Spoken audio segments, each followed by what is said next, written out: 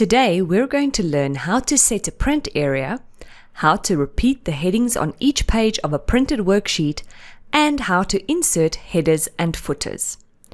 To start, let's see what our worksheet will look like if we were to print it with the current settings. Ooh, we definitely have some work to do. This is quite a wide data set, so I will change the page layout to landscape. Page layout, orientation, landscape. We could also have changed this while we were in print preview.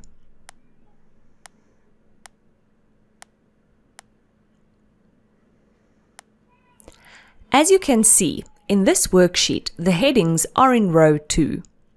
To repeat the headings in row 2 at the top of each printed page, we use the print titles command. This opens up a dialog box where we can choose which rows or columns we want to repeat. We would like to repeat a row, so click in this text box and now click and drag the mouse up or down. You'll see my cursor changed into a small black arrow. We use this to choose which row or rows needs to repeat. Even though it selects the entire row, it will only print the applicable cells in this row, so you don't need to worry. When you're done making your selection, we can have a look at our progress so far by doing a print preview. All right, we're getting there. Now, I don't think it will be necessary for these statistics in column J to be printed as well, so I need to set a print area. Select the data that you wish to print, and on the Page Layout tab, choose Print Area, Set Print Area. Let's see what the print preview looks like now. Much better. I just want to add another finishing touch by putting today's date in the header and page numbers in the footer.